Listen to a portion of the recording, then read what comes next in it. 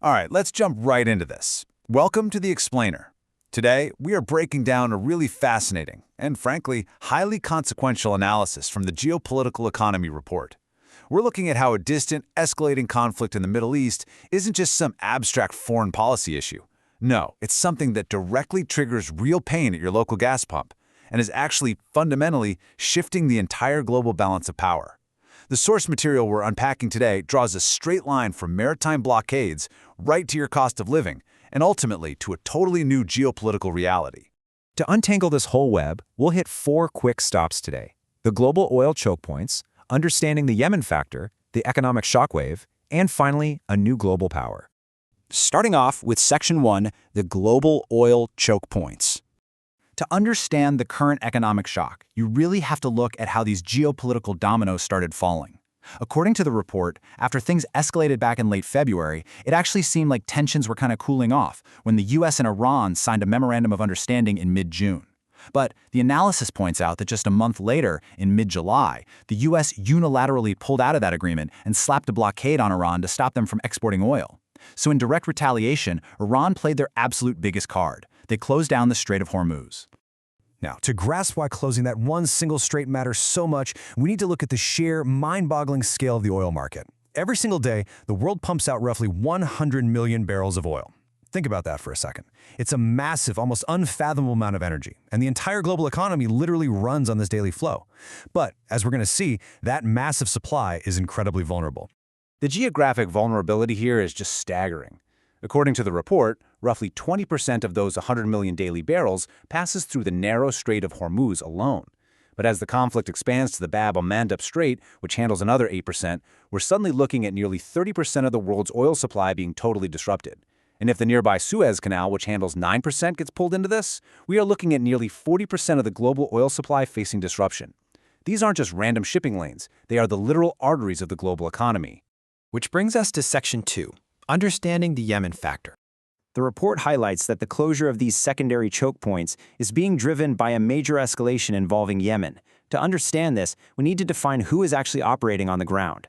The source material clarifies a very common misconception.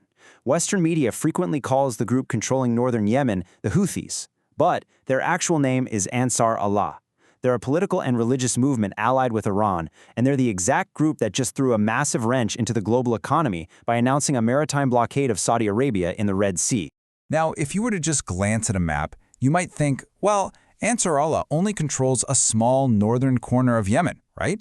But consider the demographic reality the analysis points out. The internationally recognized government, based in the south, governs only about 20% of Yemen's actual population.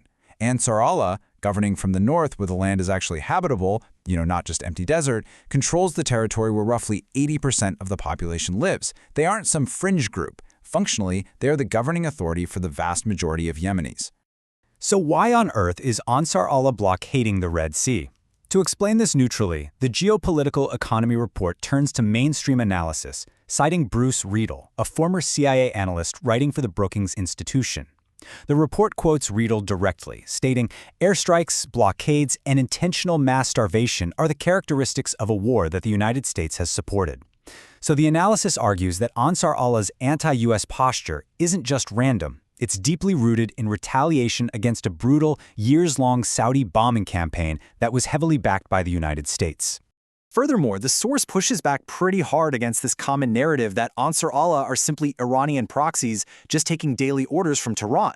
The report cites a PBS Frontline documentary where an Ansar Allah leader explicitly states their alignment. He says they support Hugo Chavez in Venezuela and consider themselves part of a global anti-imperialist movement. The crucial takeaway here is that they view themselves as an independent domestic Yemeni movement aligned with the broader global south, not just a pawn in Iran's geopolitical chess game. All right, let's transition to Section 3, the economic shockwave. We've looked at the geography, and we've looked at the players. Now let's see how this regional blockade translates into global financial pain. Initially, when Iran closed the Strait of Hormuz, Saudi Arabia tried a pretty clever workaround. They redirected massive amounts of oil across their own country via the east-west pipeline to ports over on the Red Sea. But here is where the Yemen factor strikes. Ansar Allah announced they would attack any tankers using those specific Western Saudi ports. The consequence? The reroute totally fails, and the global oil market faces a complete, unavoidable disruption. Literally, there's nowhere left to divert the oil. And the market reaction? It was immediate and it was violent. Back during that brief period of hope in mid-June when the Memorandum of Understanding was signed, crude oil was sitting comfortably at around $70 a barrel. But with both the Strait of Hormuz and the Red Sea effectively choked off, the price absolutely skyrocketed to nearly $100 a barrel in just a matter of days.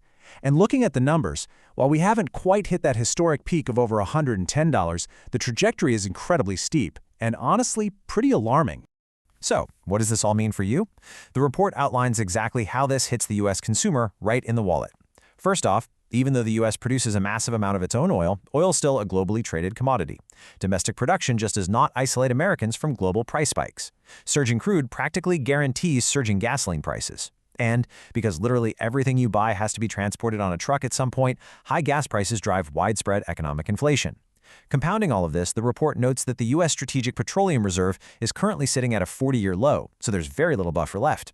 And finally, all this economic pain is hitting voters directly before crucial November midterm elections, turning this into a massive domestic political issue. Now we reach our final piece, Section 4, a new global power.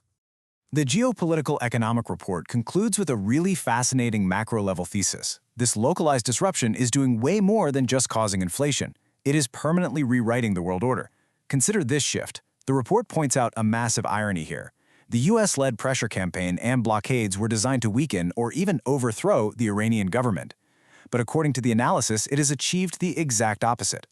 For years, the consensus was a multipolar world centered around three big powers: the United States, China, and Russia. But by surviving this pressure and demonstrating its sheer ability to coordinate the closure of multiple global choke points, this emerging geopolitical reality has forced a surprising fourth player onto that list: Iran. To back up this bold claim, the report cites a New York Times op-ed by Robert Pape, a highly respected political science professor at the University of Chicago. He writes, "A fourth center of global power is quickly emerging: Iran. Its newfound power derives from its control over the most important energy choke point in the global economy. The analysis really emphasizes that Iran's ability to shut down global oil transit is, in effect, the geopolitical equivalent of a nuclear weapon. It's an ultimate deterrent that guarantees they simply cannot be ignored anymore." Which brings us to our final thought. The source material leaves us with a pretty stark new reality to consider. Through this complex web of geographical choke points, regional alliances in places like Yemen, and sheer economic leverage over the global oil supply, a massive pressure campaign seems to have entirely backfired. So the big question we're left with is this. With the demonstrated ability to coordinate the choking off of nearly a third of the world's oil supply, has Iran permanently secured its position as the fourth pillar of global power? It's a lot to think about. Thanks so much for joining me for this explainer today. Keep questioning, keep learning, and I'll see you next time.